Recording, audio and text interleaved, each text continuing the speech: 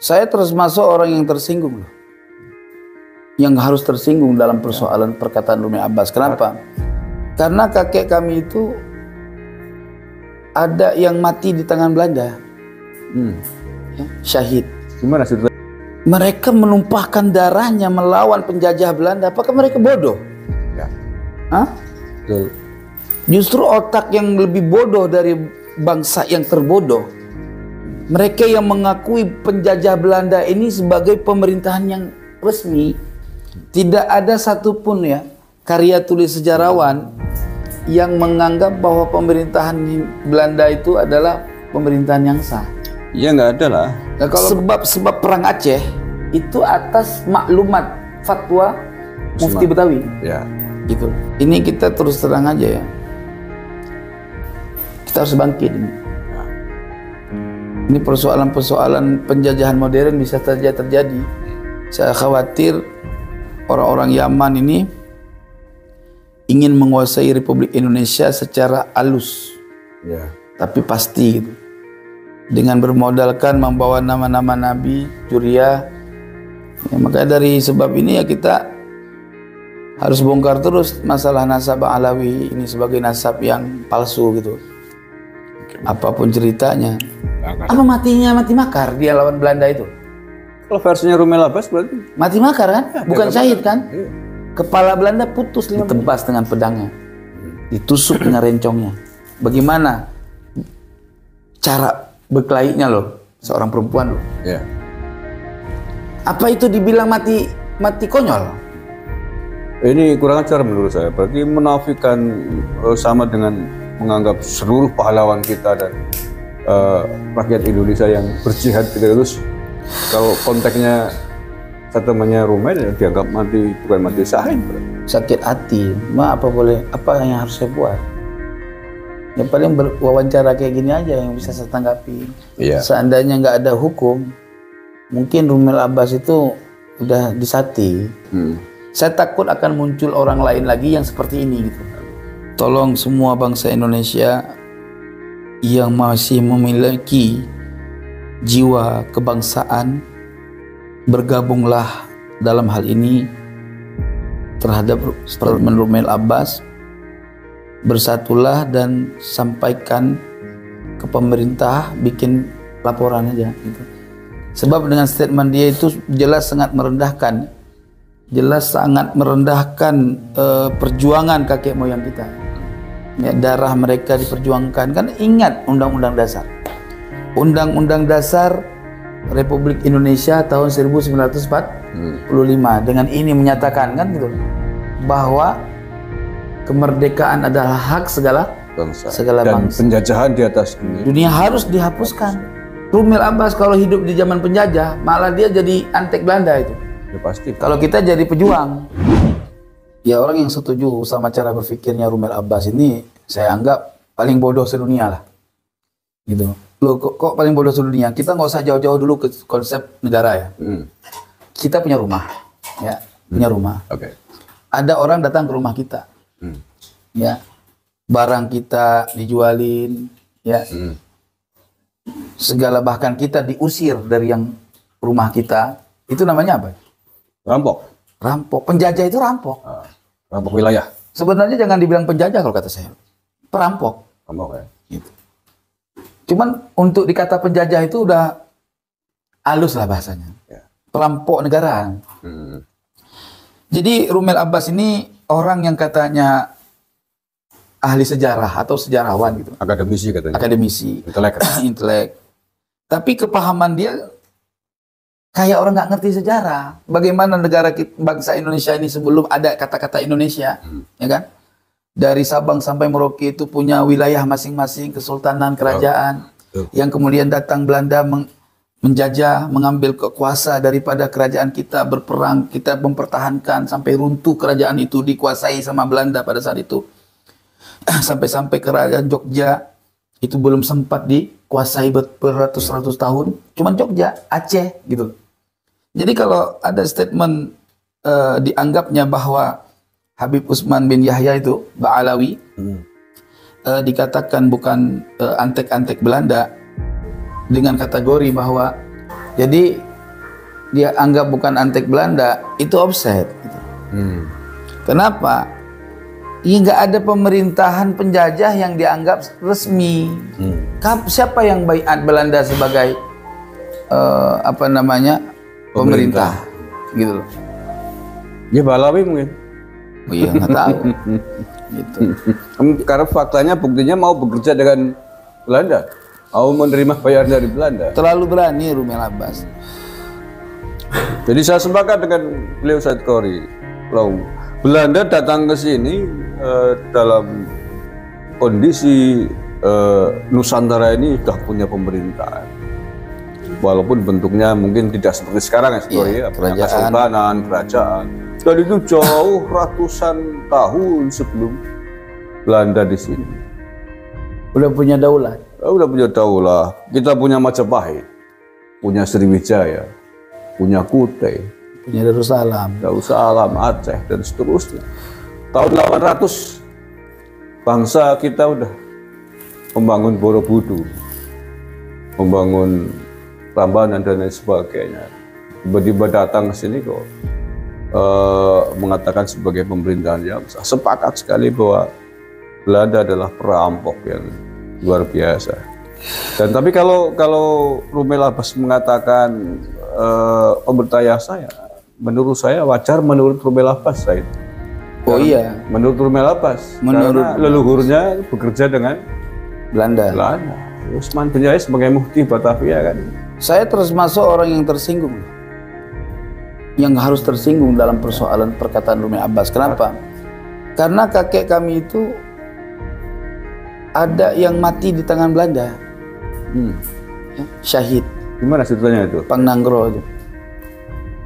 Jadi beliau ini kan sampai di tiang diikat di tempat umum, di tiang gantungan, ditembak, jebret sama Belanda. Termasuk Cut Nyak Mutia, ya. Mereka menumpahkan darahnya melawan penjajah Belanda. Apakah mereka bodoh? Ya. Hah? Betul. Justru otak yang lebih bodoh dari bangsa yang terbodoh. Mereka yang mengakui penjajah Belanda ini sebagai pemerintahan yang resmi, gitu. Berarti Rumel Abbas ini nggak ada jiwa nasionalisme pada dirinya, nggak ada jiwa kebangsaan pada dirinya. Yang ada mungkin jiwa apa ya? Antek. Jiwa penjilat. Ya karena tadi leluhurnya harusnya ya kalau mau bela Utsman bin Yahya ya jangan sampai segitunya gitu loh. Ya jangan menafikan sejarah. Sebab perang Aceh itu atas maklumat fatwa Mufti Betawi. Ya. Gitu. Kan banyak itu tentara bayaran, tentara rakyat Indonesia yang menjadi bagian dari company pada saat itu. Ya. Diutus untuk ke Aceh, diadu domba itu. Yaitu atas berkat fatwa Utsman bin Yahya. Ya. Ya, sekedar mengingatkan, mungkin ada yang belum melihat, mendengar, atau sekedar mengingatkan kembali bahwa Utsman bin Yahya pada sekitar tahun 1890-an pasca geger Cilegon Banten, geger Cilegon itu kan 1888, mengeluarkan fatwa bahwa perjuangan para ulama Nusantara ketika itu termasuk Syekh Abdul Karim Banten dan pengikutnya dianggap sebagai pemberontakan dan perang yang batil lah, bukan perang jihad. Padahal ulama kita ketika itu perangnya adalah perang sabil, perang jihad, dan itu sudah dikobarkan semenjak Pangeran Diponegoro. Pangeran Diponegoro 1825 sampai 1830 itu sudah mengobarkan perang sabil atau perang jihad melawan penjajah Belanda. Lah, apakah perang Pangeran Diponegoro, apakah Syekh Abdul Karim Banten dan ulama-ulama Nusantara ketika itu bodoh sehingga kemudian disalahkan oleh Rumel Abbas bukan sebagai sebuah perjuangan, tapi dianggap sebagai pemberontakan? Ini kan kurang ajar menurut saya Rumel Abbas ini. Bukan kurang ajar lagi. Kalau saya sebagai pemerintahan itu harus dipenjara orang itu. Gitu ya. Mudah-mudahan ini negara Emang dia serius. sebagai apa sih kok lari-larinya ke situ sih? Bahasnya kan nasab sebetulnya. Ngapa lari-lari ke situ gitu? Gak tahu. Ya mungkin dalam rangka membela itu Utsman bin Yahya itu. Apa ada pesan sponsor dia suruh bela begitu kali? Perlu diduga. Ya. Patut diduga. Jadi bisa patut diduga gitu. Patut diduga. Takutnya ada sajen gitu. Sampai ya sebenarnya dia tahu. Saya yakin dia ini tahu udah offset dia.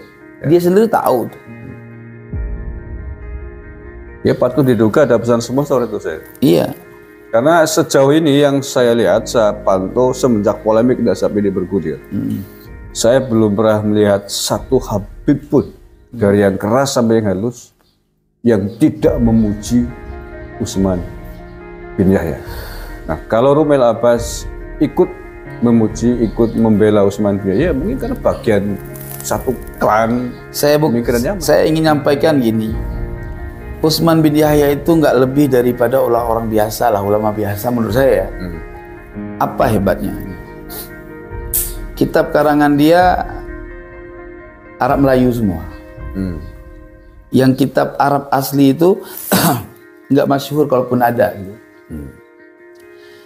Jadi kalau dibilang karomah pun nggak ada karomah orang itu. Buktinya kalau sekali Utsman bin Yahya kalau dianggap ada karomah, jelas maujud karomahnya. Berarti kayak kenyataannya ketika dia menjadi prajurit Belanda, menjadi petinggi Belanda pada saat itu, ya, saya takut salah ngomong kasar kan, karena setidaknya ada ilmu agama lah pada diri yang disebut dengan Habib Utsman bin Yahya. Kalau dibilang antek mungkin agak terlalu kasar kali ya, tapi walaupun memang bagian daripada itu nggak bisa kita tolak omongan itu orangnya. Fakta dan kenyataannya itu loh. Ya karomahnya mana? Waktu ketika menentukan kiblat masjid di mana dia bangun aja itu kan datang Tuan Syekh Nawawi Al-Bantani itu kan terjadi perdebatan secara ilmiah. Sampai nggak mau ngalah. Ujung-ujungnya Tuan Syekh Nawawi Banten memperlihatkan karomahnya, menunjukkan pada jalur ini apa? Lengannya ini. Untuk dilihat ke arahkan kiblat begitu. Coba lihat di sini saya, gitu kan? Tampak Ka'bah langsung. Itu menunjukkan makna apa? Ketinggian derajat makamnya Tuan Syekh Nawawi Al-Bantani itu masya Allah gitu.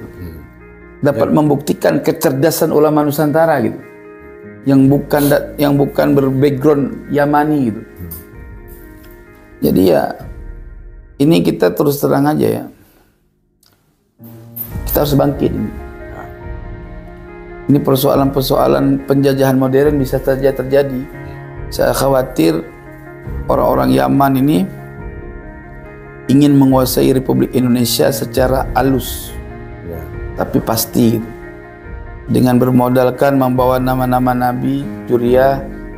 Orang Islam ini di Indonesia ini kalau udah bilang Juriyah Nabi kan udah Allahumma antas salam kan? Udah ampun-ampun udah.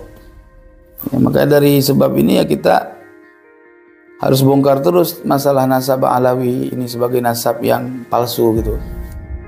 Apapun ceritanya.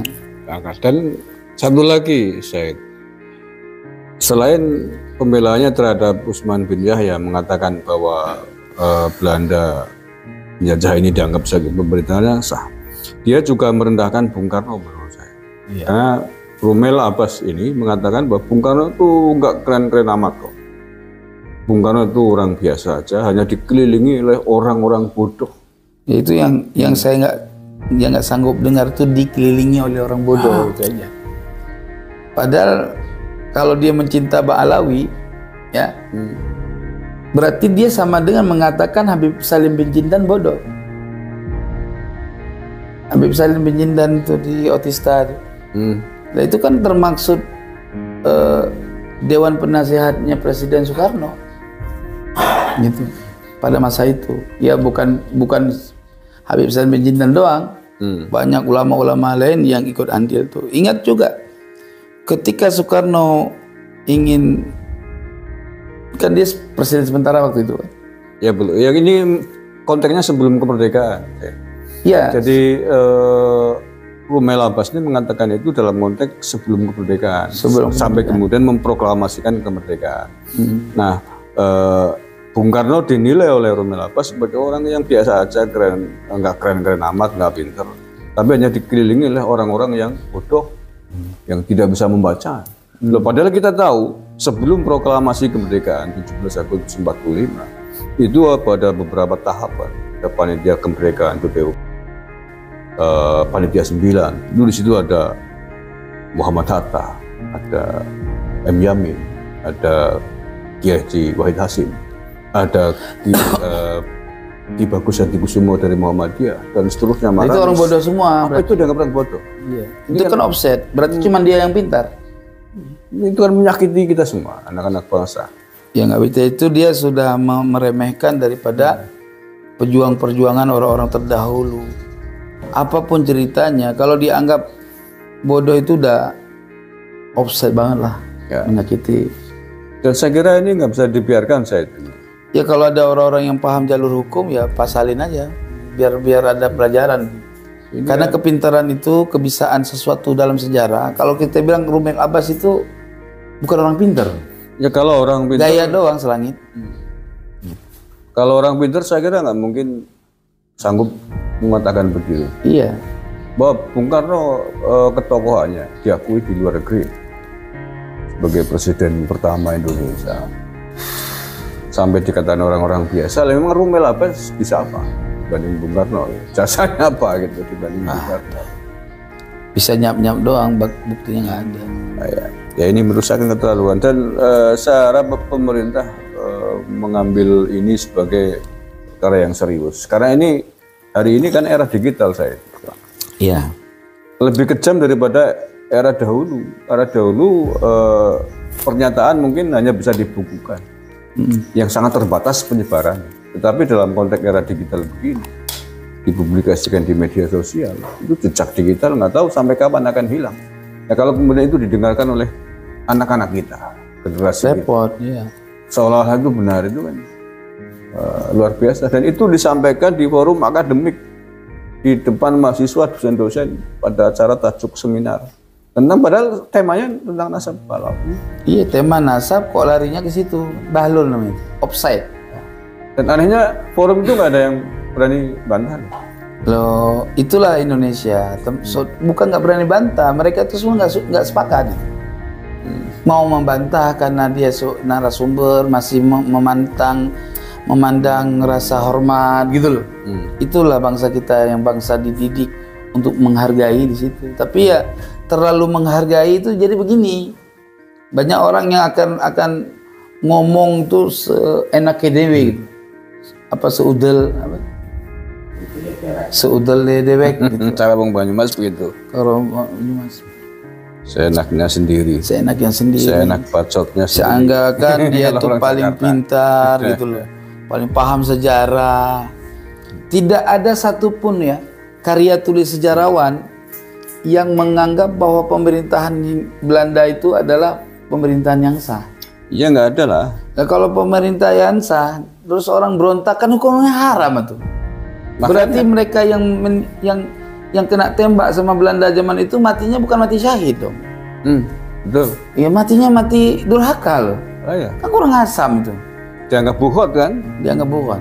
Padahal berarti dia sama dengan mengatakan bahwa Tengku Ditiro itu matinya makar. Buhot. Iya, Pangeran Diponegoro. Sama dengan dia menganggap Teku Umar bodoh, nggak tahu syariat. Dia sama dengan menganggap Cut Nyak Dit itu bodoh. Yang benar Utsman bin Yahya aja itu. Kurang ajar itu kan. Ya kalau mau dihitung loh, perang Jawa saja, perang Diponegoro kan disebut perang Jawa. 5 tahun itu mengorbankan setidaknya 200.000 Jawa, 200.000 nyawa penduduk Jawa. Itu baru perang Jawa, belum yang lain-lain kayak yang tadi saya sebutkan itu. Nih tuan-tuan, saya ceritain karena saya memang orang Aceh. Setidaknya saya ingin beritahukan perjuangan melawan Belanda. Cut Nyak Mutia 5 ratusan peluru menembus tubuhnya, Pak. Perempuan, Pak. 500. Ratusan peluru. Oh, ratusan. Saya kalau bilang 500 takut nggak pernah ngitung kan. Iya. Tapi menurut diri salah, ratusan peluru menembus dia punya tubuh, Pak. Itu perempuan, Pak. Apa matinya mati makar dia lawan Belanda itu? Kalau versinya Rumel Abbas berarti Mati makar kan? Bukan syahid kan? iya. Kepala Belanda putus 5 orang. 1 banding 5, percaya. Lihat seorang perempuan yang mampu melawan penjajah, peluru tembus ke badannya sampai 300 kurang lebih. Ya, 300 peluru menembus ke badannya. Ya, Belanda mati 5 orang, 1 banding 5, 1 nyawa memusnahkan 5 pasukan prajurit Belanda, ditebas dengan pedangnya, ditusuk dengan rencongnya. Bagaimana cara berkelainya loh, seorang perempuan loh. Iya. Apa itu dibilang mati konyol? Kan berontak itu mati konyol, Bang. Iya, kalau dari sisi dia kan bilang fikih juga dia, bilang menyinggung agama. Ya fikih apa nih bilang? Fikih mazhab Wahabi. Mungkin ya mazhabnya Utsman bin Yahya mungkin. Ini kurang ajar menurut saya. Berarti menafikan sama dengan menganggap seluruh pahlawan kita dan rakyat Indonesia yang berjihad terus. Kalau konteksnya settlementnya Rumel ya dianggap mati, bukan mati syahid. Padahal mereka mengobarkan semua perang sapil. Saya tuh kalau saya jadi presiden dan kuat ada undang-undangnya saya buat, itu yang kayak gitu kuburannya saya gusur, biar bawa pulang ke Arab kan. Digusur, namanya pengkhianat bangsa. Ya. Kemarin kan sempat yang tadi dibicarakan, diobrolkan kan ada beberapa tokoh-tokoh besar Indonesia yang di sekeliling Bung Karno kan. Ada juga salah satu tokoh federasi dari pendiri NU. Nah ini kita sebagai generasi dari NU itu sendiri, kader-kader NU, ini yang dirasakan gimana coba? Ya saya sebagai Besar bagi kita. saya sebagai orang yang sudah talqin dan baiat NU, sakit hati, apa yang harus saya buat? Yang paling wawancara kayak gini aja yang bisa saya tanggapi. Kenapa? Kita kan teratur dengan ikatan hukum, gitu. Iya. Seandainya nggak ada hukum, mungkin Rumel Abbas itu udah disati. Iya. Ya, artinya disati itu bukan berarti yang jangan salah paham ya. Itu bahasa ya.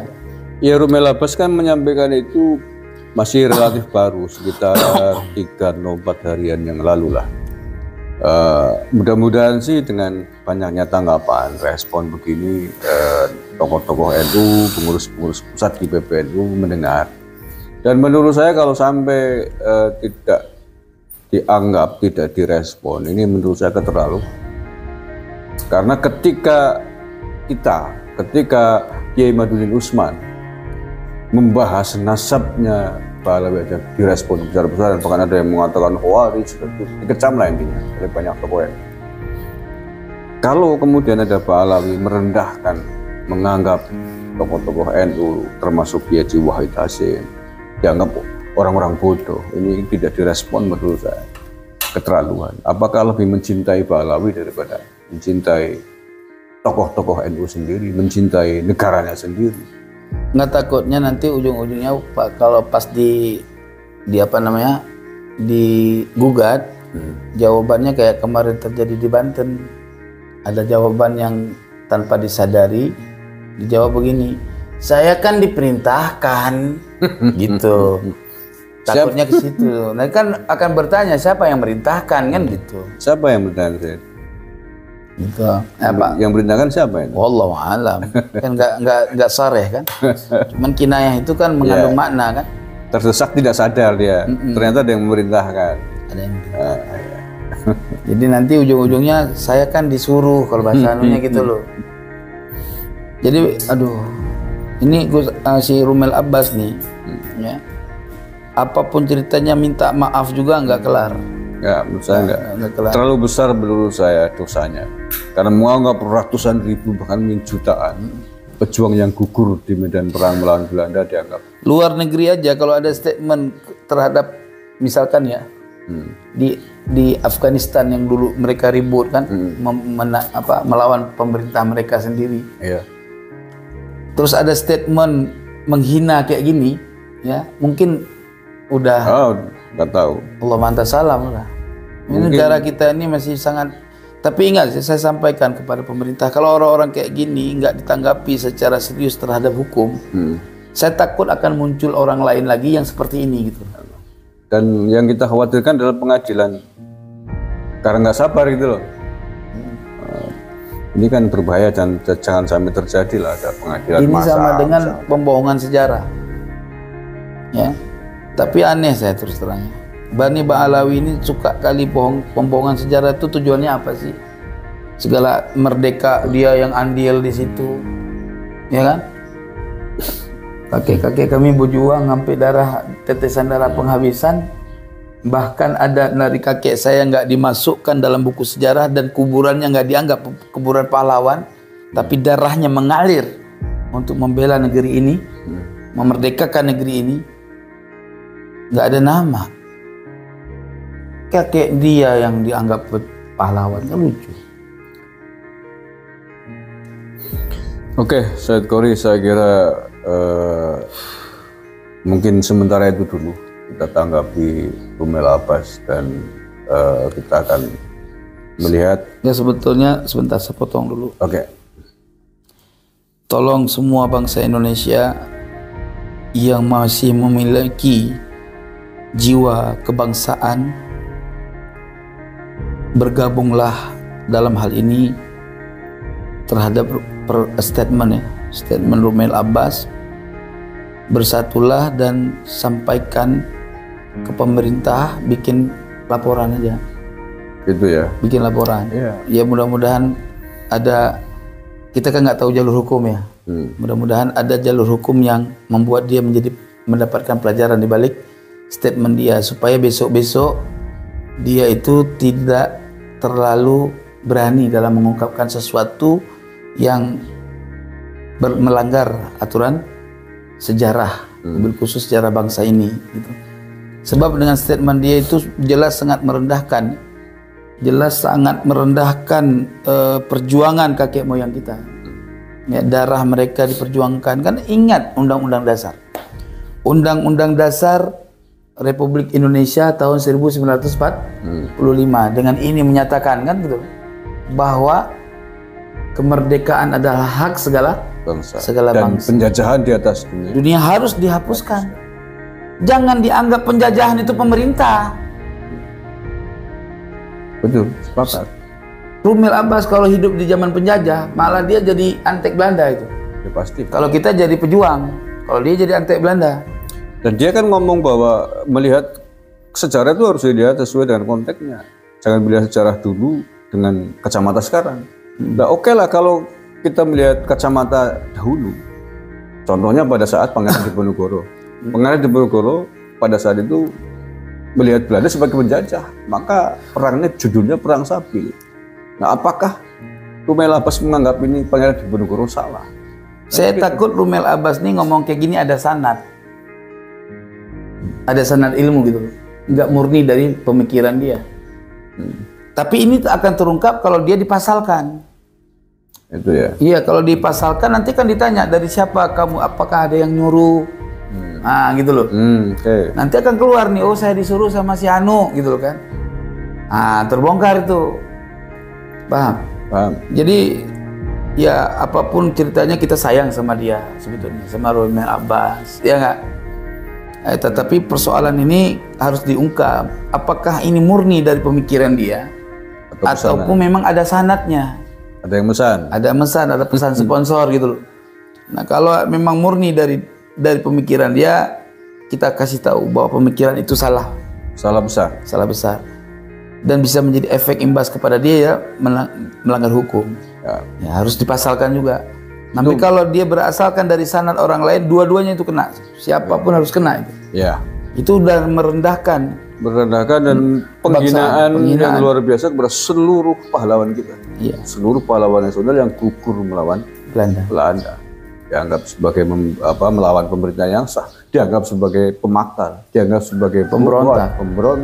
Yang dalam konteks aswaja kita kan haram. Nah, ini dampaknya bisa melebar kemana-mana nih Rumel Abbas. Saya tidak tahu, sampai hari ini saya cek Rumel Abbas belum ada permintaan maaf. Dan mudah-mudahan tokoh-tokoh bangsa kita hari ini nggak usah minta maaf dia. Nggak usah ya. Ngapain dia minta maaf? Itu kan ideologi dia. Ya kita sebagai anak bangsa pasalkan. Langsung perkarakan aja ya. Minta maaf juga harus dipasalin. Maaf diterima, hukum tetap harus berjalan. Kalau dia minta maaf, saya kata dia goblok, bertambah goblok lagi. Oke. Kenapa saya bilang begitu? Ketika orang sudah mengungkapkan sesuatu, dijilat lagi, minta maaf kan jilat. Konyol lagi. Apalagi dalam posisi dia sebagai katanya orang akademisi. Ya, kalau orang bodoh mungkin yang maklum lah. Sejarah maklum. Nggak tahu sejarah dia minta maaf, mungkin offset omongan dia kan. Kalau ini kan dia orang yang akademisi. Ngaku sejarawan. Ngaku sejarawan. Bahkan bahas nasab kelihatannya heboh gitu kan. Padahal dia nggak teliti. Ya, ada kitab yang dibahas itu offset sanad tuh nggak tahu dia. Ya. Jadi orang seperti ini dia menyampaikan ideologinya sebenarnya. Nah, ideologinya itu harus dicurigai apakah ada pesan sponsor atau memang dari pemikiran dia. Dan dia nggak perlu minta maaf. Kenapa? Nggak ada guna minta maaf dia, karena itu dengan kecerdasannya, bukan dengan kebodohannya gitu loh. Oke. Apapun dia sekarang nggak minta maaf, ya kita nih ya giring orang-orang seperti ini kepada jalur hukum. Mudah-mudahan ada yang mau memproses ke jalur hukum, karena ini sudah pelecehan, penghinaan yang luar biasa kepada para pahlawan kita yang sudah gugur. Ya Ahok aja bisa digiring ke hukum gara-gara offset dia bicara tentang Al-Quran kan. Ya nggak berhak, dia bukan Islam kok bicara Al-Quran kan gitu loh. Ya. Itu dia diproses secara hukum. Kenapa Rumel juga yang udah offset dia membawa yang dia nggak paham di dalamnya nggak diproses? Harus diproses. Jangan nanti membedakan kok Ahok diproses yang lain tidak, kan gitu. Besok akan muncul orang yang akan berani seperti dia menyampaikan tentang kebenaran Utsman bin Yahya bukan antek Belanda, orang yang menjalani pemerintahan Belanda dianggap pemerintahan yang sah. Berarti fatwa Utsman bin Yahya itu hak alal hak, sehingga ulama kita yang melawan Belanda batilun alal batil. Jangan sampai begitu. Ya betul. Itu saya secara pribadi saya pingin orang-orang seperti ini dikasih pelajaran hukum lah, supaya esok-esok hari dia tidak berani lagi menyampaikan sesuatu yang ngawur gitu loh. Oke, sepakat. Saya mudah-mudahan ada yang memperkarakan. Ada lagi saya yang mau tambahkan? Udah. Terima kasih saudaraku sebangsa tanah air yang saya cintai, sepakat. Mudah-mudahan ini akan direspon besar oleh keluarganya Bung Karno, oleh tokoh-tokoh bangsa kita, untuk tidak membiarkan mulutnya Rumel Abbas ngomong ngawur terkait dengan sejarah bangsa ini. Terima kasih, kurang lebihnya mohon maaf. Assalamualaikum warahmatullahi wabarakatuh. Waalaikumsalam.